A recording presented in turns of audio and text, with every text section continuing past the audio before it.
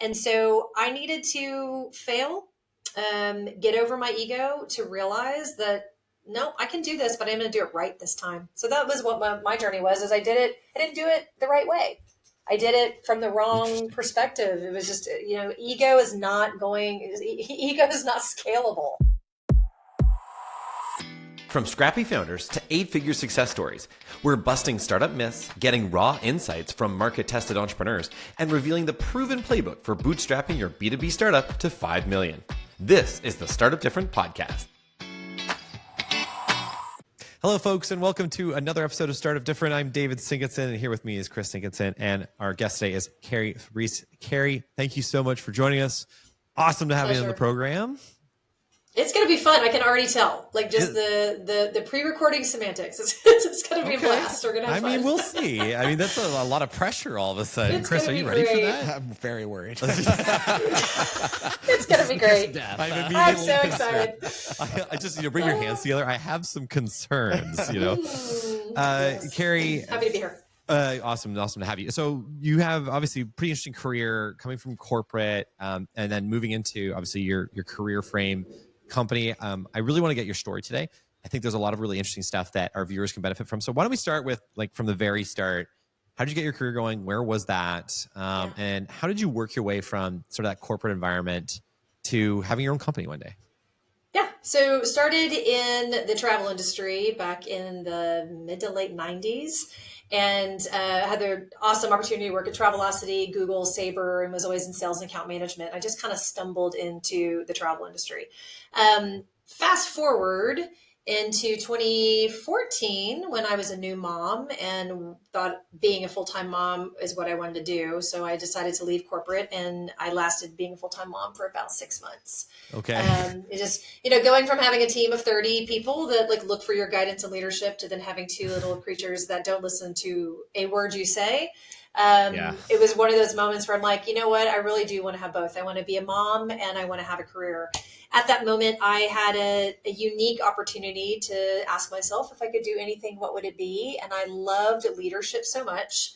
I had, again, the great honor and privilege of building and leading really awesome teams remotely before remote was a thing, and decided, maybe I could help some leaders be better at what they're doing. There's a lot of leaders out there that don't really know what they're doing, or they're not great at leading people. So put my freak flag up, decided I was going to career coach people. And that's exactly what it was, David. It was like, boop, I think I can help some people. Who is your first customer? I always wonder this because I think that's a tough journey to go from, what you were doing to then briefly full-time raising kids to then immediately be like, hey, I actually want a career coach. How did you find that customer? How did you know there was an opportunity there? Yeah. So I think a lot of us in entrepreneurship realize when we're going down that path, how absolutely valuable our networks are. So it was literally that. It was reaching out to my network and just saying, hey, I'm doing this thing now. And if anybody would like to have some support, I've got some great leadership experience from Google and Sabre and et cetera, et cetera. And so it started back in the early days of really helping a lot of predominantly women get in a better position. Let's look at resumes. Let's look at interviewing skills. Let's make sure that you're nice and polished to get on that career path that you want to be on. That was one of those moments on this journey where I was like, I don't know that that's going to pay the bills a lot. Yeah. I was going to ask, actually. So yep, I'm glad you're working your way into that. Yeah. Yes. It's like, need to go bigger. So back to my amazing network and connected with this friend of mine who, interestingly enough, I had literally just reached out to, cold called on LinkedIn. And she took my message and we met for coffee. And then later when I was looking for this opportunity, I reached back out to her and she actually brought me in to her company to be, you ever watch the show Billions on Showtime? Yeah. Mm-hmm. Okay. So I've been called the Windy Roads every now and then. Okay. Very good. All right. Very good. So I was based persona. Yes. Okay. Yes. Cool. Season 1, I think. My name is season 1. So I was brought into her company to basically be the internal career coach. I'm certified in Gallup Clifton Strengths. And so I had an office and we would do a lot of strengths, personality profiles of people. And they would come into my office and almost get work therapy, if you will. So that was the first big corporate client back in 2017. Certifications. Sorry, I'm a total noob on a lot of I know leadership. I led a company, with Chris here and, 20-person company kind of thing. But I am kind of fascinated though. Can you tell me just, and maybe for the benefit of some of the folks at home, that's the really quick 101 on what are these certifications sort of all about? Yeah. So in my why do they matter too? Why would I need to? Why would I go and get certification to be a leadership coach? Yeah, sure. So anyone can be a coach, right? Anyone can do exactly what I did, which is I'm going to self-proclaim and put my freak flag up and say, I'm a coach, Wonder Woman pose. Yeah. Right. I think the reality of that is not everybody can be a good coach. And so I decided, and I think that a lot of us on our entrepreneurial journeys, when it comes to having a steady foundation to build from, I wanted to have some tools that I was trained on. So I had a framework, I had tools I could use that were tried, proven, tested. I'm not necessarily the type of person who's going to create my own. I like to think I'm like a great wine. I take grapes from this vineyard and from that vineyard, and then I make my own Carrie blend. A blend. And yes. Delicious. We actually had somebody who ran a winery, Alicia, not that long ago anyway. Yeah. You get a Carrie blend. Cool. So it was basically around looking at different, again, frameworks, tools, platforms that had been tested and tried and proven over time, and which ones resonated with me that I would want to get excited about and use. And so I decided, I looked at from a personality profile perspective, I looked at all of them. I mean, strengths, DISC, Myers-Briggs, Enneagram was not really a big thing back then, but you had, what's your color? What's your animal? All these different things. And I really zeroed in on Gallup's Clifton Strengths. So I thought it was really interesting. It really highlights the uniqueness of the person. Also got certified in emotional intelligence, because I think a lot of leaders think that if they lead with hardness, they're going to drive results, where it's actually if they drive more soft, they're going to get better results. And so it's coming in and working with executives around how that emotional intelligence is quite important and impactful to the health of the organization. Do you know anything about that, Dave? What, emotional intelligence? This is like Dave's favorite thing to talk about is leading with empathy. So this is right. Well, why? Well, I mean, I would assume it's also important to you. Yeah, no, it is definitely. I like the idea that it's not like you're a totally different kind of leader. Chris is old school. Hey, Dave here. Let me tell you a little secret. When we were building App Armor, we needed to move fast, especially with quotes and invoicing. FreshBooks made that possible. Yeah, this is an ad, but seriously, FreshBooks was essential. My sales team could send sharp quotes in minutes, and it automatically handled millions in invoices and reminders. No chasing, no stress, just cash flowing in. It was so easy to get paid. It's built for small businesses by folks who get it. And yeah, like us, they're Canadian. What's not to like? If you want to spend less time on paperwork and more time growing your business, head to freshbooks.com and start your free trial. Trust me, it's a game changer. And now, back to the show. Well, luckily in our company, I was able to hand off almost all the HR stuff to Dave, and he was wonderful at it. But I think came into his own I appreciate. Thanks for the shout out. I guess the setup. I mean, so I always talk about. So obviously, in our book Startup Different, we talk about a bunch of different myths, and one of the startup myths that we try to address is that you want to be this business alpha, and it's both what is the alpha, which is stereotypically is this kind of brutish, blunt force, aggressive, gets results, ends justify the means kind of person, which the data actually shows, broadly speaking, that these people can sometimes get results, but they are usually a net negative force on a company because of the profound effect they have on the entire organization. People work around them, they can't talk to them, they can't get feedback, and it actually makes the workplace much more toxic. And it's funny because we've definitely, I think, in society, broadly speaking, glamorized the idea of that, almost this grit fallacy. You have to work hard, you have to kind of be a jerk to be successful. And I think that's actually fundamentally wrong. And there's actually tons of data behind that. So I'm totally in on emotional intelligence. Yeah, I think it's one of, I was just trying to think back when we did, Chris and I did our MBAs a couple years apart. But before we went into the program, we had to do the HBDI, the Herman Brain Dominance Instrument, and it was. I don't think they actually use it anymore. I'm not sure. If this is adding credibility to this test or not. But one of the things that was interesting is you kind of got ranked in different categories, how logical you were, how emotionally in tune you were, and I was off the charts emotionally in tune. And Chris was like the total opposite. He was incredibly logical. Like they're like opposite forces. And I think that's what made me probably better at HR, just sort of naturally, just because I could kind of do this. I think, absolutely. Yeah, I was just saying no, I apologize for, I didn't mean to interrupt. The best leader does both, right? So another one of my certifications is in situational leadership, the Center for Leadership Studies, and in that training we talk about success and engagement, and success is Chris, right? I guess from what you're just explaining, and engagement is David, right? And so the best leader is the one that does both. It can't be all like me, I'm awesome, we're BFFs, and it also can't. But I'm very shallow. I require. It can be a little bit of that. It can't be all of that. And it also can't be all hammer, get the sale. It really is. It's really got to be that balance of both. And when you have that both, that's where the magic happens within an organization, and people want to follow you as a leader. It is funny because when I think about, and we're kind of, this is an interesting tangent. I really like leadership anyway, so I'm kind of glad we're digging into this. But what I think about most of the time, at least with most of the C-suite teams that I've worked with, which isn't a ton, but a couple at least, is that the CEO is kind of like that. What you're talking about, ideally, is sort of a mix of both of those forces. Mm-hmm. But I do find there's I don't know if it's just the personalities that we look for in the roles and we become that, or if we're pursuing that kind of a person.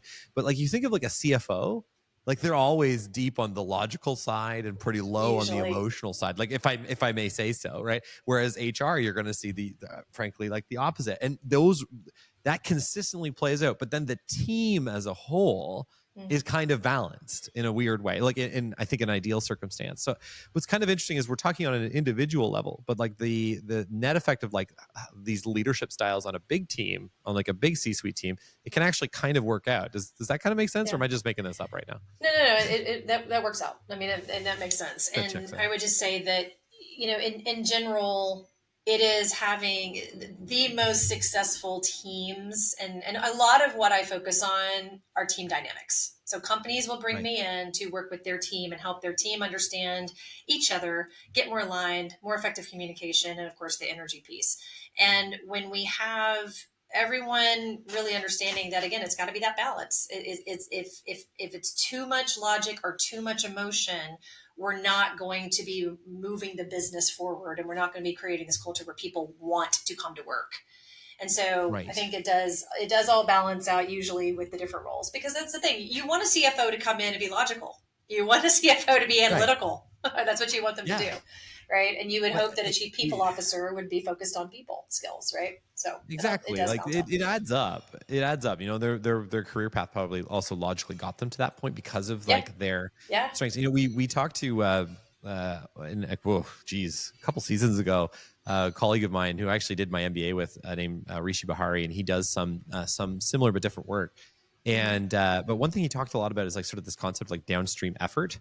And it's kind of the idea, right, that you kind of lean into your strengths. And I think that's what happens with a lot of these teams is people lean, as they should, they lean into the thing they're good at. And then they can, if I may use a similar metaphor, they lean on other people that kind of make up for some of their weaknesses. So you have a CFO who's unbelievable at, working the spreadsheets and data crunching, all that stuff. And obviously having like a strategic, like managerial accounting sort of idea there. But they also can then lean on the HR person when they need help with their team. You would hope they do. You would hope so, right? Yeah. I think you're also, Chris, for what it's worth, I think you're selling yourself short. Like, I think when you manage the development team, you did a really good job of that. You make people care. I could manage that team pretty effectively, but not so much on the broader team at large. And you were certainly better from that perspective. But look at us go. I think we partner really well. We are kind of complementary, and we overlap a little bit as well. So. Right. That is just really quickly. I mean, that is the magic of when a team understands strengths, because a lot of times we all walk around just projecting how we talk. And then we're like, I don't understand. Why aren't you understanding my language? Well, because it's your language. Yeah. It's not, I don't speak that language. And so that's a lot of what this practice does is helps people understand how to listen and appreciate the other person, so you can understand where those complementary talents are and how you can work more effectively. Again, that's why it's team dynamics, the dynamic. That's cool. I think it's incredibly valuable, just to be honest. Like this, I think that, if you're a startup founder and you're listening today, you might be like, it's culture, or like, these dynamics, we'll work that out later. We got stuff to do here. We got to focus on, and you're like dead wrong. You're dead wrong, right? Like, yeah, it's foundational.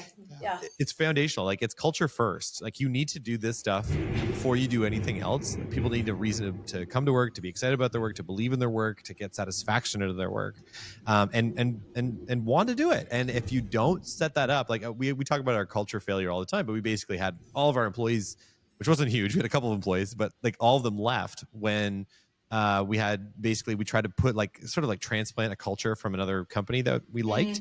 And it didn't make any sense, and it didn't work, and we didn't have anything to believe in. We had no principles, and of course, everybody left. It's funny though. Like, if a lot of founders, they'll be like, "I'll just make culture later," and you're wrong. You can't do that. Like, it will not work, or it'll get out of control.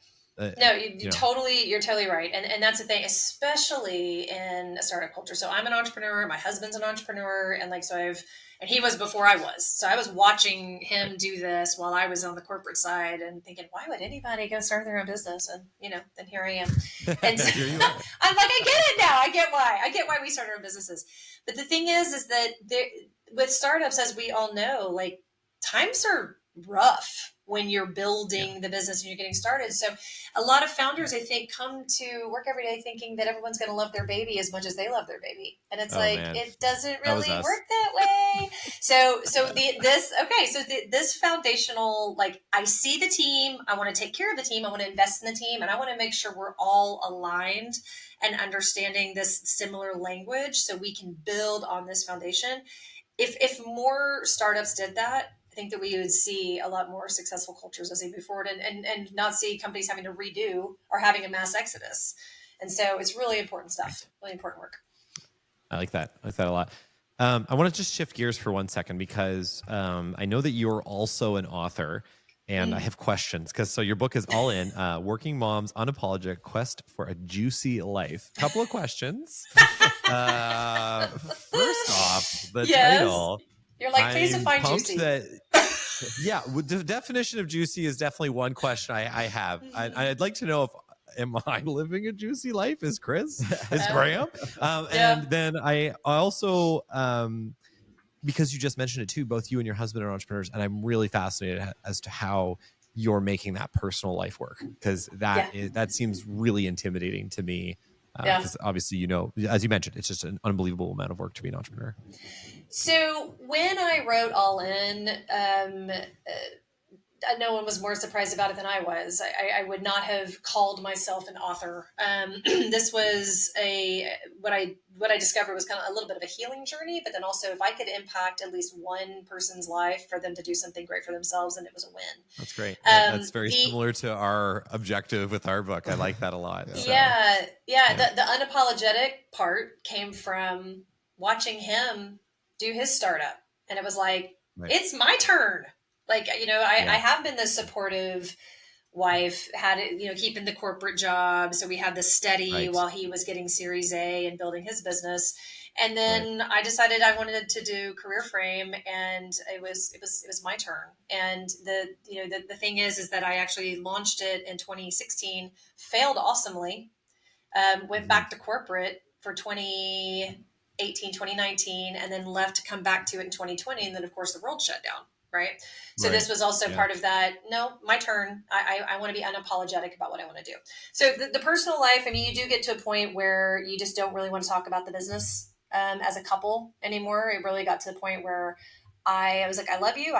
You have my full support. I don't want to hear about the company anymore. Like I need us to kind of keep that separate. You do have to find that separate. And now we've gotten to a point where it's more like we're accountability partners. We're not telling each other what we think the other one should do with their business or making suggestions. It's more just asking questions and having that piece. Yeah.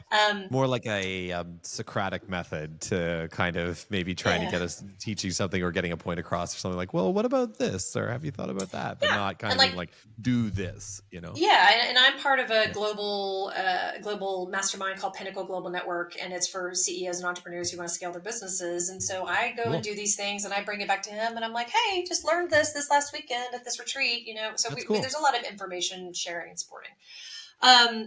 the juicy part of the title was the let's get into that. So in this case, it is more around vitality. It's going from, I mean, in the book, it goes from total fear and frustrated to fulfilled. And it's basically this, it takes place over a 6-year journey of that process.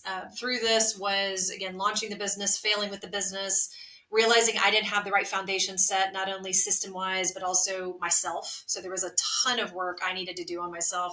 I imagine a lot of us that are crazy enough to start businesses started with a lot of ego. And I know I did. I had started it with all ego. Again, freak flag, you should just hire me because I'm awesome. That doesn't scale a business. So it was realizing that there was a lot of work I needed to do on me. And then when I relaunched the business in 2020, and then even when the world shut down, I still had the foundation and the stamina to keep going. And the business just took off and has been really successful ever since, knock on wood. I'm very excited about that. That's really cool. But the juicy part is definitely about just finding that vitality and getting like a juiced up life of like all energy and highs, being able to navigate the lows, because if we're not energized and we don't have this vitality, you know, in this juicy life, we're just kind of flat. And I think that makes the hard times really hard. I like that. That's interesting. I do think, well, I mean, broadly speaking, we know like data wise that entrepreneurs are like unbelievable optimists, that is. So like we just know, we believe in ourselves like way more than like the average person apparently believes in themselves. It's kind of weird. Yeah. Non-entrepreneurs, I guess normies or whatever we want to call them. But that is kind of interesting because I also, and I want to ask you a question about it too, but that it sounds a lot like a story of resilience, right? Because, and you really need to be pretty resilient. You need to be able to take a punch if you're going to be an entrepreneur. If you already have a business now and you're listening, like, you know what we're talking about. Like, you're going to have those crazy days, those whiffio moments, those kind of terrible things. And I wonder, what I really find interesting about your journey, and I want to hone in on this for just a second, is you failed and then you came back, and it's the same business. Like, it was the same idea. You just tried it again. Yeah. So again, Career Frame, I launched it like LLC'd in 2016, had my Windy Roads moments in 2017 with my first corporate client. And then that came to an end. We had a lot of stuff going on personally within our family. And I realized that I didn't have the stamina. I needed security at that point. And so I was like, I'm just going to go back to corporate. It's safe. So I went back to corporate. While I was there, I just all in for the first year, you know, leaning into my team, traveling, meeting clients, doing the things. And then after the first year, I was like, what am I doing? This is not where I'm supposed to be. This is not what I want to be doing. I want to be doing Career Frame, working with leaders, team dynamics, making an impact in impacting organizational health for other businesses, and having a total blast doing it.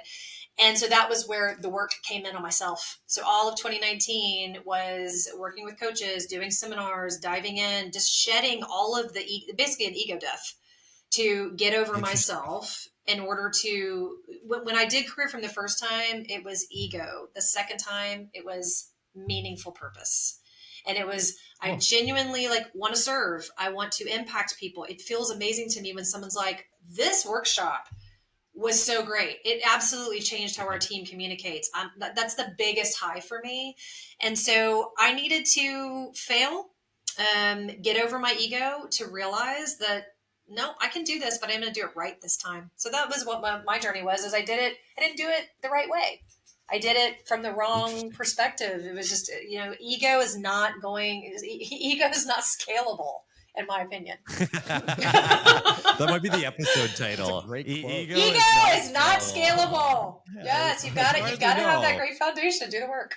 There's some sort of AI startup out there right now that's trying to scale ego, and I'm looking forward to trialing out that great piece book of title too. I feel like ego's not scalable. Oh yeah, ego's not scalable. Carrie, next book. There it is. Perfect. Return on energy. Ego is not scalable. That'll be the next. Oh yes, that's right. Yeah. I actually. There you go. So funny. I had a bunch of things that I wanted to cover today, but this has been an awesome discussion. Let's get.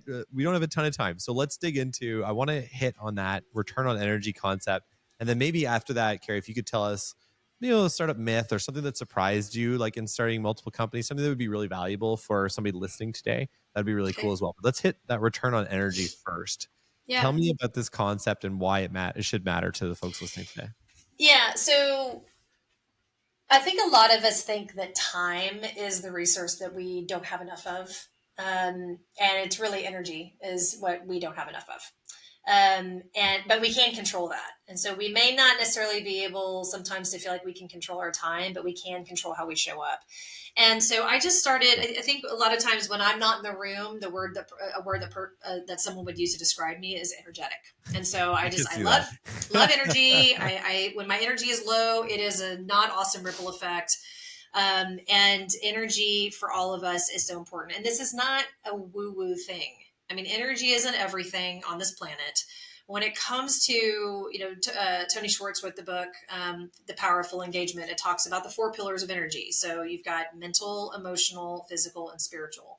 And it is literally the concept of return on energy. Especially all of us entrepreneurs, we know ROI. We want to make sure we get a good ROI, but this is changing it into ROE. So this is when we are putting our energy towards something, are we getting a good return on that? And this is classic for startups. So those of us that are entrepreneurs and launching these businesses, the hours, the sleepless nights, the stress, the highs, the lows, all the things, when we look at it, if we are seeing that we can get a return on this, it's probably worth the energy that we're putting in, even if at the moment it feels like a total suck.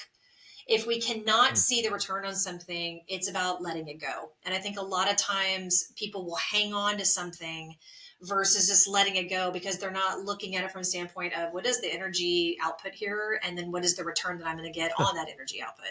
So it matters from a standpoint of just being very productive and keeping that energy up and making sure that what you're doing is going to give you something back that's going to be meaningful that you can use. And so I have this fun little, just really quick, this vibe check. So VIBE. So verify the feeling that you're having. What's the impact that it's going to make? Balance the cost of that energy you're giving, and then either execute or eliminate. And so it's just that 4-point check. Make sure you get that good return. Vibe check. I'm gonna yell that at Chris. I'm gonna yell that at you every once in a while. Yo, vibe check. Yeah, you should get a tattoo. Yeah. Do a vibe check. Are we executing or eliminating based on the energy that we're getting back from this? It's really a fun concept. I like that. I've got this series going on LinkedIn that talks a lot about it. Cool. I feel like that ties back also to that kind of, I know I mentioned downstream effort already, but because when you do things that have downstream effort, you usually get energy back from it because you're motivated by it.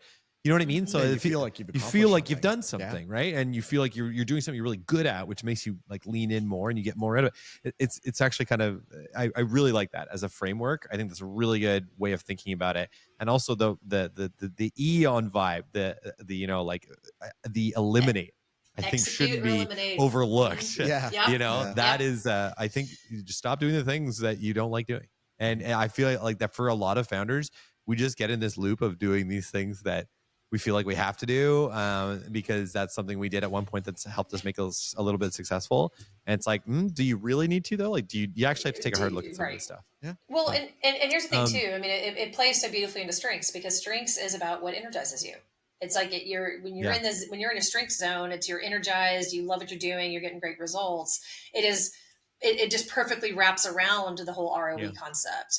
But at the same time, sometimes if we have a strength, so entrepreneurs that are achievers, when they're just heads down and they're not seeing anything else happening around them, and it's got to get it done, sometimes that will backfire. And so again, back to what you're saying, maybe we need to eliminate some things because the achiever energy that you're giving is actually not going to give you the return that you're wanting because you're so close to the hamster wheel, you don't see how fast it's actually turning in front of you. Yeah. Another lesson I wish I had known. Chris was in the hamster wheel. I'm just thinking that about hamster wheel was ripping. Yeah, I was in the hamster wheel, but I wish I had known this. We don't see it 5 years ago. So, I mean, that's a pretty good myth, but did you have a different startup myth or something else that you wanted to highlight, or is that what we want to go with today? No, I think we can go with that one. I think that's a good one to play off I feel like that's rock solid. Yeah. I really like that. I think that it's really hard for you when you're in the business, working your butt off on something, realizing that it's not actually necessarily helping you. You think, again, it kind of goes back to that grit as a fallacy too. You know, you think, I just got to like work harder at this thing. It's like, maybe you don't even need to do it. You know, like maybe it's actually, you know, you have to evaluate. Of course you got to work hard and commit and believe in what you're doing and all that kind of stuff.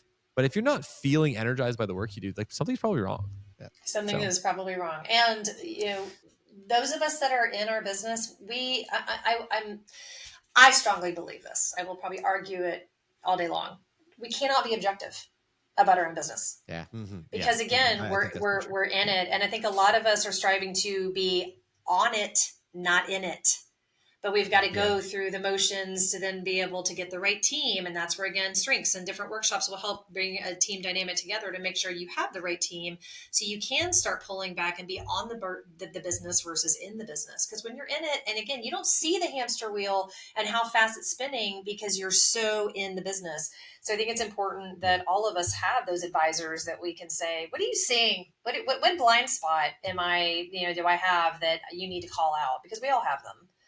And so, you know, just kind of an interesting to think about. Love it. Carrie, really appreciate the great discussion today. Super interesting. Lots of great leadership, culture, HR ideas for anybody listening today. And also, I'm going to really focus on getting my juicy life in order. Yes, please and do. Chris, you too. Juicy lives are great. It's great to have a juicy life. Yes. And thank you so much for joining us. It was actually awesome. And folks, thank you for joining us today. Next week, we will go into another great episode of the show. Until then, we look forward to seeing you. Hey, you made it all the way to the end of the episode. Nicely done. If you enjoyed this episode, like, comment, and subscribe wherever you get your podcasts so the almighty algorithm can help others find us. Want more from Startup Different? Check out our book, Startup Different, the myth-busting blueprint for your multi-million-dollar business. Follow us on social. We're big on YouTube, Instagram, and LinkedIn. You can also check us out at startupdifferent.com. Special thanks for this episode to Graham and our friends at Toronto Podcasts. Visit them at torontopodcast.ca. See you next week.